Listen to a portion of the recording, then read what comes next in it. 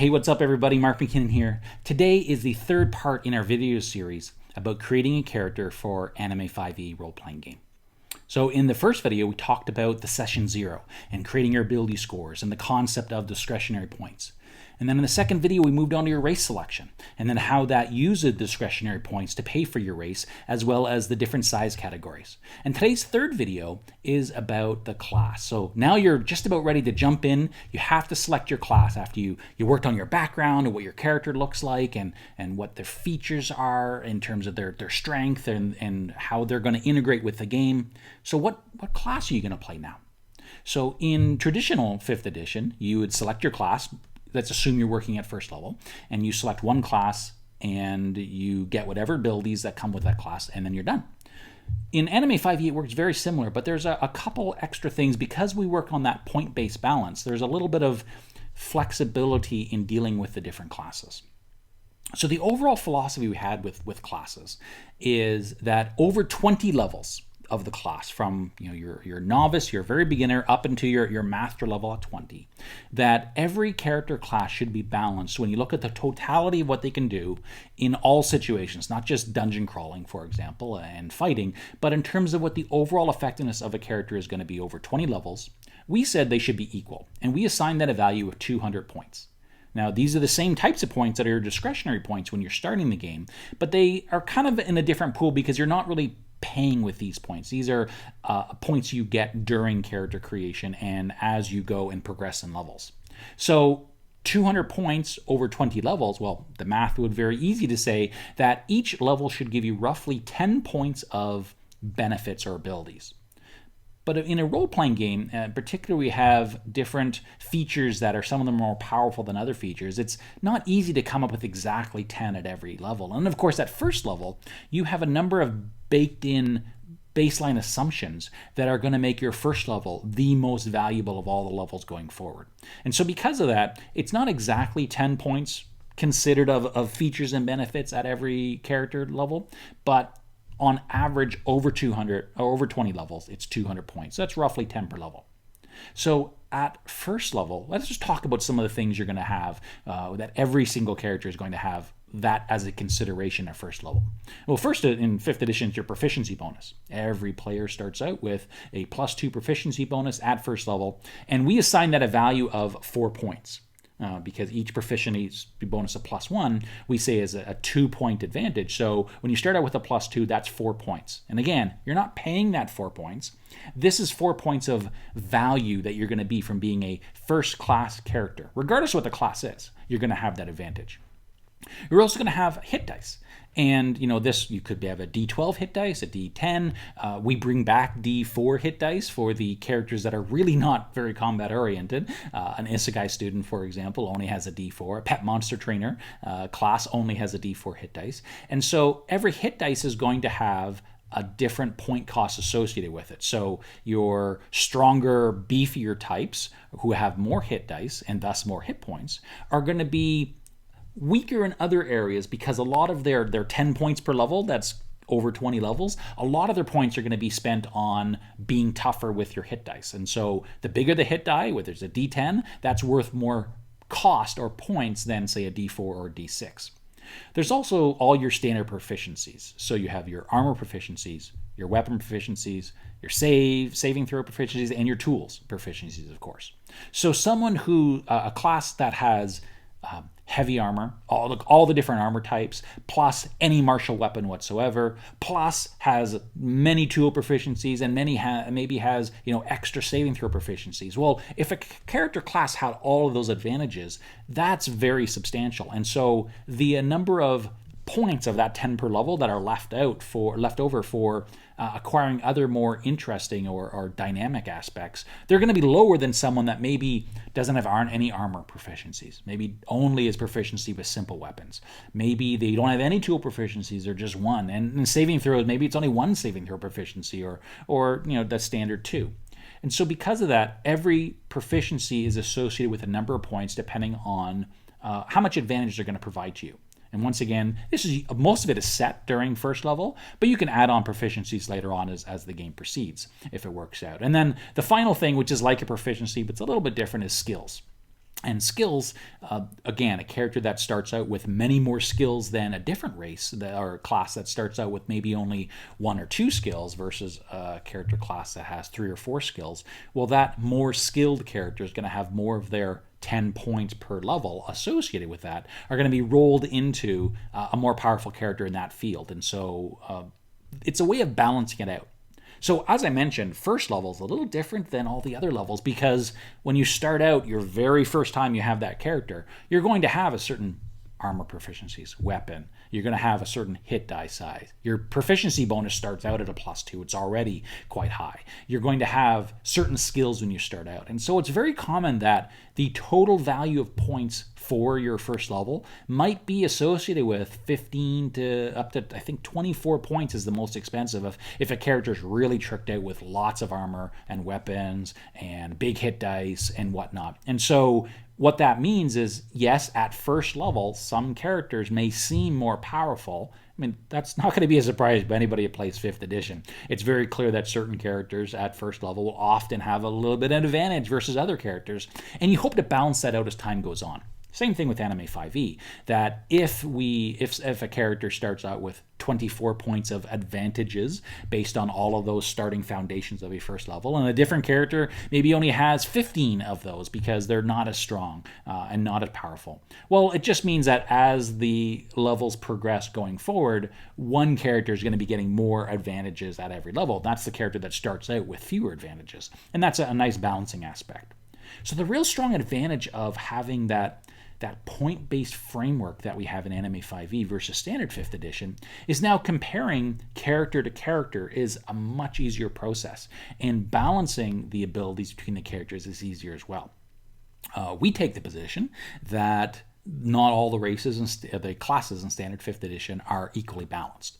We have run through all the numbers, many spreadsheets, a lot of number crunching, and we've determined that over the 20 levels that we think the Barbarian, for example, and the Wizard are the two different classes that are worth the most number of points. And they're both at 200 over those 20 levels.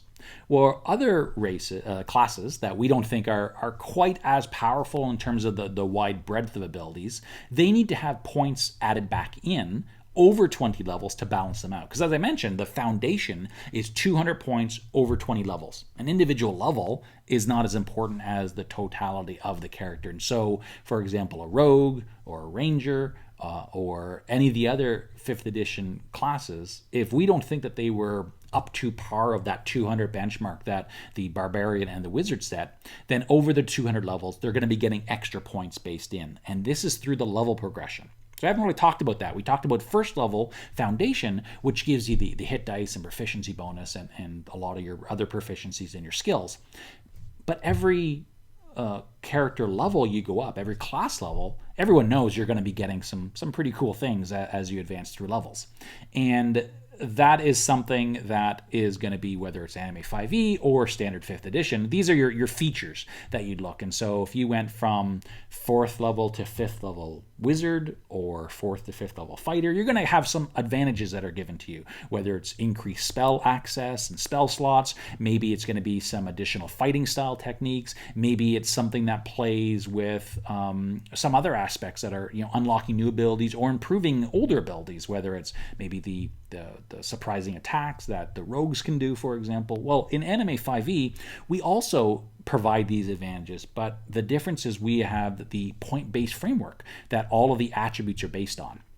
And so when you're advancing in levels in your progression, you're going to have a pool of really 3 different things you're going to advance in. You're either going to be given extra attribute ranks on attribute points. So, for example, you can say, well, going from rank or from level 4 to 5 in a ninja gives me this attribute or these attributes if there's more than one. And so you're going to be getting attribute ranks as you go forward. So this is your abilities you're going to be getting better and better on. So if you were, just take an example, a really simple one, an advantage to hit.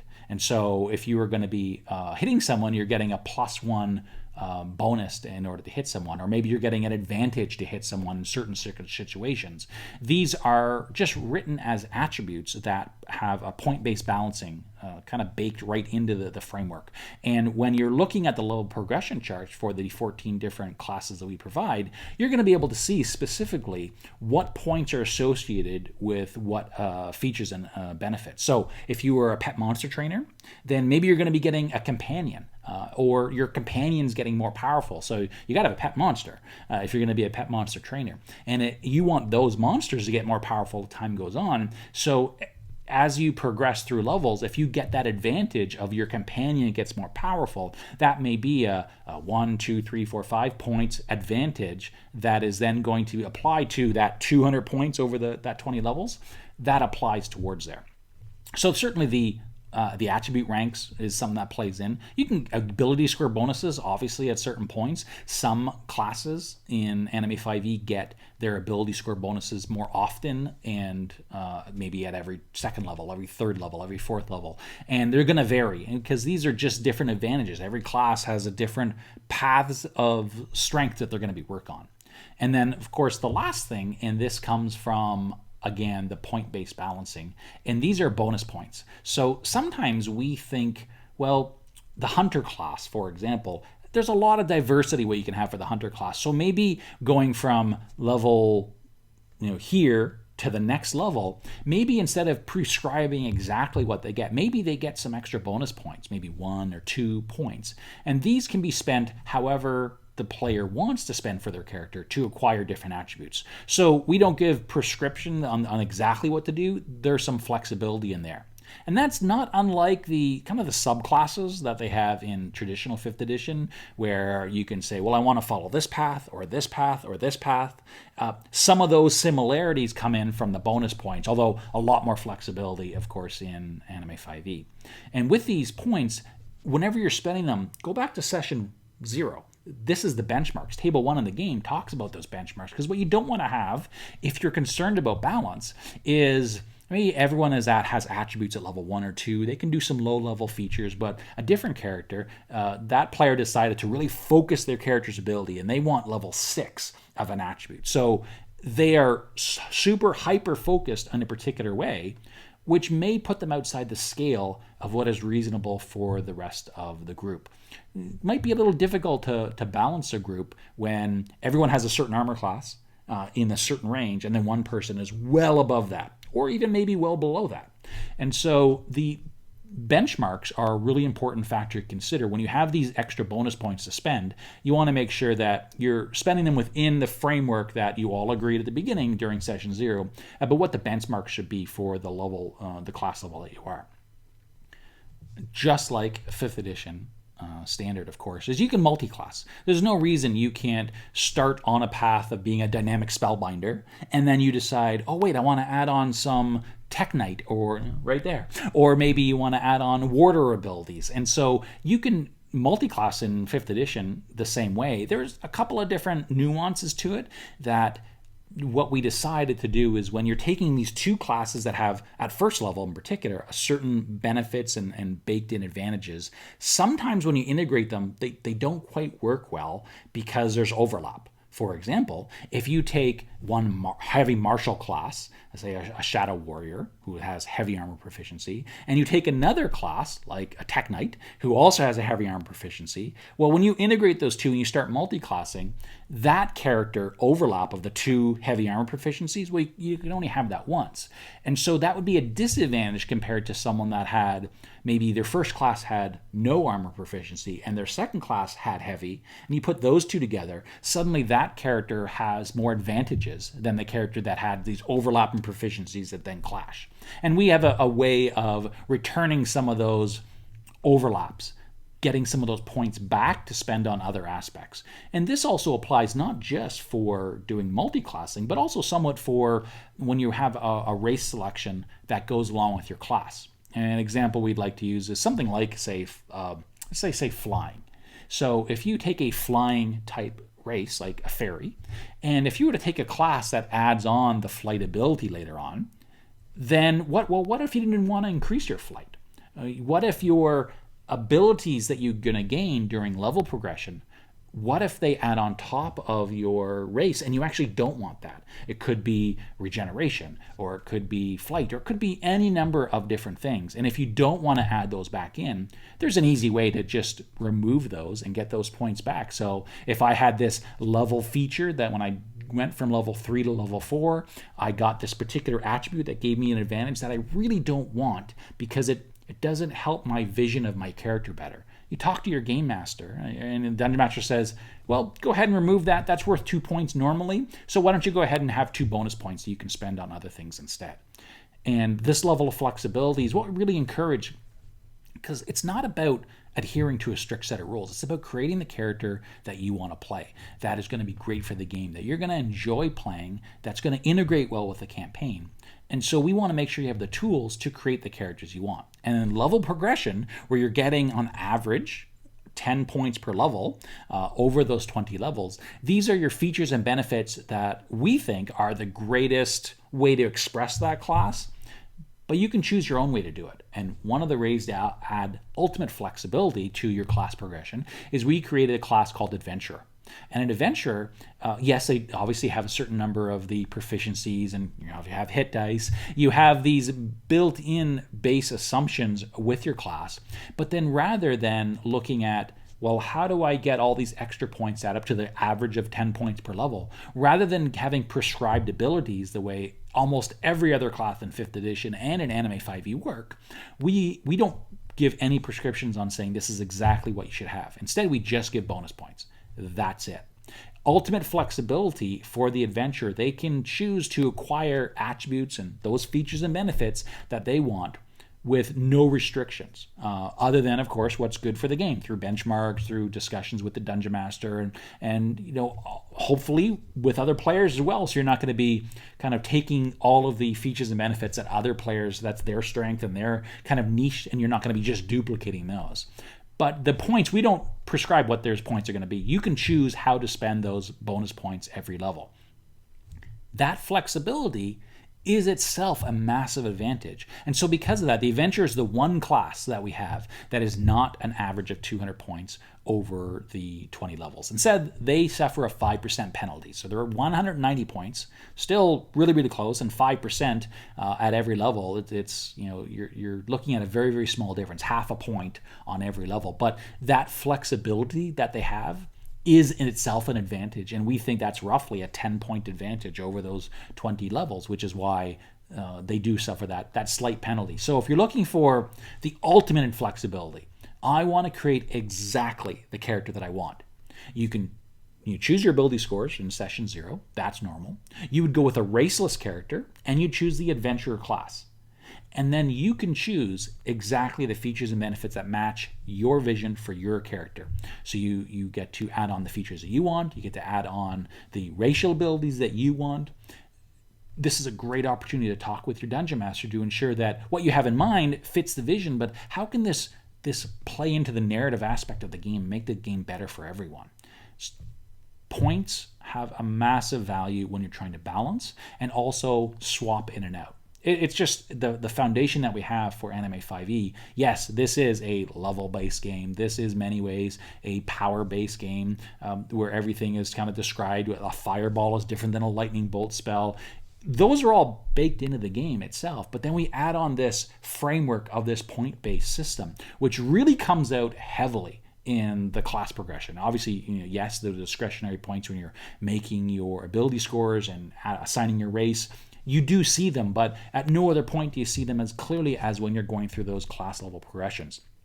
Because you can really have some custom tailoring of your character in discussion with your dungeon master. If you say, well, I want to play a ninja, for example, but instead of the D8 dice, I want to be a D10 or a D12 dice. You can choose to customize the different features. Proficiency bonus, there's a standard. You start at a +2, and at a certain point you go to a +3, and then you go to +4. If your gaming group is fine with it, maybe you want to adjust that. Maybe you want to say, well, I want to add on more proficiency bonuses. Or maybe I want to be this particular class, but I don't want to have skills assigned. Or I want a different set of tools. Or I want to choose which type of proficiency or armor. I mean, if you wanted to play in 5th edition, say a wizard, and you want it to have heavy armor proficiency, you basically want to be a plate mail wizard, that may be more restrictive, and it might not work as well in a particular framework that they have in mind for that.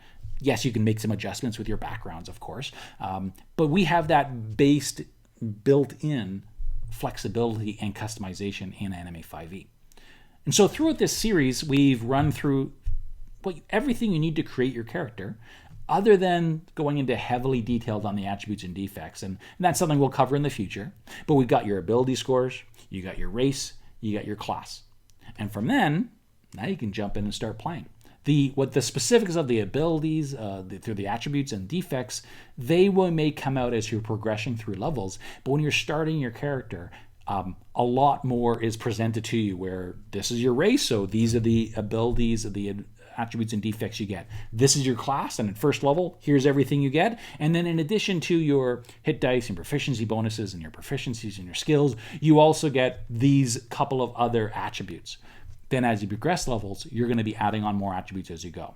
So you now have everything you need to create the character, start playing. Really appreciate the fact that you turned in and watched this series. Thanks very much, and keep an eye out for more videos from us. Thanks.